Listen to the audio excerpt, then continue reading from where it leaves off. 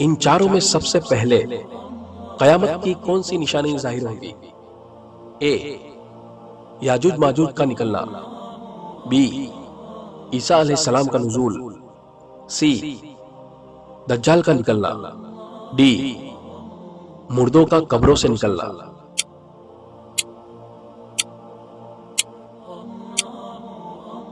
اور اس سوال کا صحیح جواب ہے سی، دجال کا نکلنا۔ رسول اللہ صلی اللہ علیہ وسلم نے فرمایا، دجال جوان اور گھگرالے بالوں والا ہوگا، اس کی آنکھ ابری ہوئی ہے۔ تم میں سے جو شخص دجال کو پائے اس کو چاہیے کہ سورہ کہف کی شروع کی آیتیں اس پر پڑھے۔ یقیناً وہ شام اور عراق کے درمیان کی راہ سے نکلے گا تو اپنے دائیں اور بائیں فساد پھیلائے گا۔ اے اللہ کے بندو، ایمان پر قائم رہنا۔ صحابہ نے پوچھا کہ یا رسول اللہ صلی اللہ علیہ وسلم، وہ زمین پر کتنی مدت رہے گا؟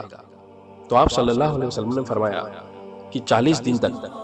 ان میں سے ایک دن ایک سال کے برابر ہوگا، اور ایک دن ایک مہینے کے برابر، اور ایک دن ایک ہفتے کے برابر ہوگا، اور باقی دن جیسے تمہارے یہ دن ہے۔ یعنی آج کے دن کے حساب سے دجال 1 برس 2 مہینے اور 14 دن تک رہے گا۔ صحابہ نے عرض کیا یا رسول اللہ صلی اللہ علیہ وسلم، جو دن سال بھر کے برابر ہوگا اس دن ہم کو ایک ہی دن کی نماز کافی ہوگی؟ تو آپ صلی اللہ علیہ وسلم نے فرمایا نہیں، بلکہ اس دن تم اندازہ کر کے نماز پڑھ لینا جیسے کہ ان دنوں پڑھتے ہو۔ صحابہ نے عرض کیا یا رسول اللہ صلی اللہ علیہ وسلم، اس کی چال زمین پر کیسی ہوگی؟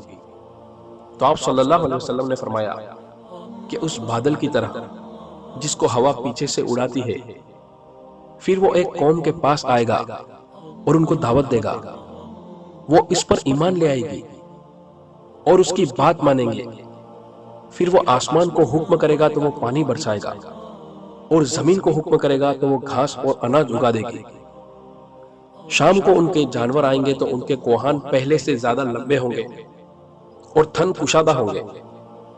پھر دجال دوسری قوم کے پاس جائے گا، ان کو بھی دعوت دے گا، لیکن وہ اس کی بات نہیں مانیں گے تو ان کی طرف سے دور چلا جائے گا اور ان پر قحط اور خشکی ہوگی، یعنی اکال پڑ جائے گا، ان کے ہاتھوں میں مال نہیں رہے گا۔ دجال ویران زمین پر جب نکلے گا تو ان سے کہے گا کہ اے زمین، اپنے خزانے نکال دے، تو وہاں کے مال اور خزانے نکال کر اس کے پاس ایسے جمع ہو جائیں گے جیسے شہد کی مکھیاں سردار مکھی کے پاس جمع ہو جاتی ہیں۔ پھر دجال ایک جوان مرد کو بلائے گا اور اس کو تلوار مار کے 2 ٹکڑے کر دے گا، جیسے نشانہ 2 ٹکڑے ہو جاتا ہے۔ پھر اس کو زندہ کرنے کے لیے پکارے گا تو وہ جوان دمکتے ہوئے چہرے کے ساتھ ہنستا ہوا سامنے آ جائے گا۔ جب دجال اسی حال میں ہوگا تو اللہ سبحانہ عیسیٰ بن مریم علیہ السلام کو بھیجے گا۔ عیسیٰ علیہ السلام دمشق کے شہر میں مشرق کی طرف سفید مینار کے پاس اتریں گے۔ وہ زرد رنگ کا جوڑا پہنے ہوئے ہوں گے اور اپنے دونوں ہاتھ 2 فرشتوں کے بازو پر رکھے ہوئے ہوں گے۔ جب عیسیٰ علیہ السلام اپنا سر جھکائیں گے تو پسینہ ٹپکے گا، اور جب اپنا سر اٹھائیں گے تو موتی کی طرح بوندیں بہیں گی۔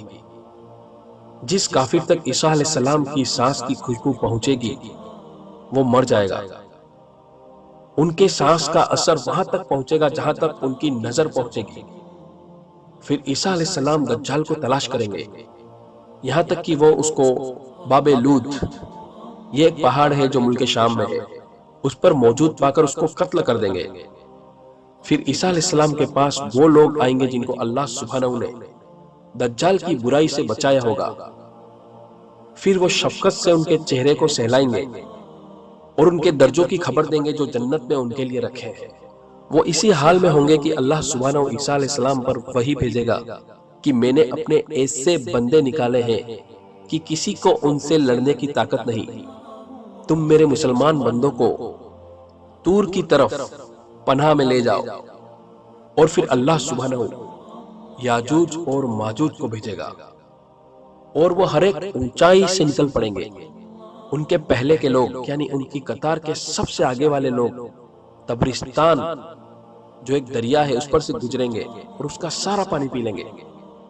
پھر ان میں سے پیچھے کے لوگ یعنی ان کی قطار کے سب سے آخر والے لوگ اس دریا پر سے گزریں گے تو کہیں گے کہ کبھی اس دریا میں پانی بھی ہوا کرتا تھا۔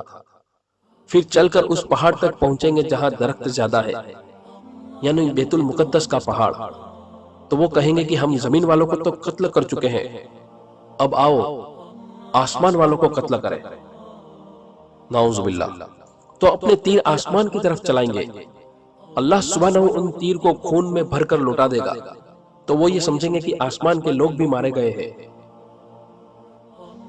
پھر اللہ کے نبی عیسیٰ علیہ السلام اور ان کے ساتھی دعا کریں گے تو اللہ سبحانہ یاجوج ماجوج کے لوگوں پر عذاب بھیجے گا، تو ان کی گردنوں میں کیڑے پیدا ہو جائیں گے اور وہ صبح تک مر جائیں گے جیسے ایک آدمی مرتا ہے۔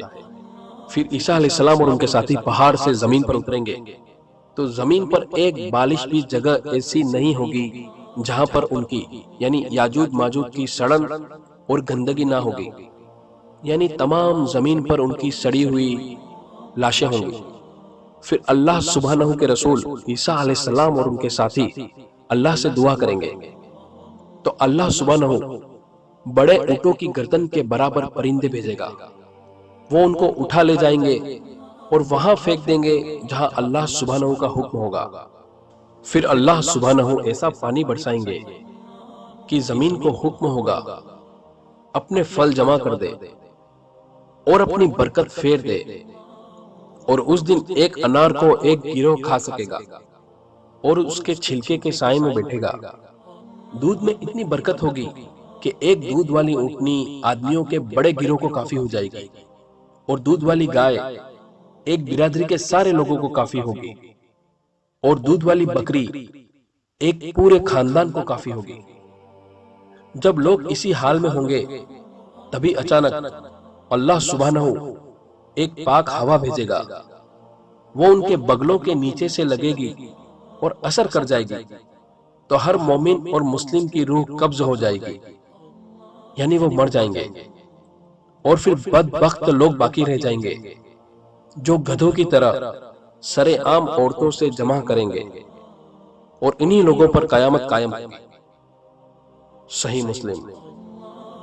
رسول اللہ صلی اللہ علیہ وسلم جب بستر پر سونے کے لیے تشریف لے جاتے تو اپنا دایاں ہاتھ رخسار مبارک کے نیچے رکھتے اور فرماتے، اللہم قنی عذابک یوم تبعث او تجمع عبادک، یا اللہ مجھے اپنے عذاب سے بچا لینا جس دن تو اپنے بندوں کو اٹھائے گا یا جمع کرے گا۔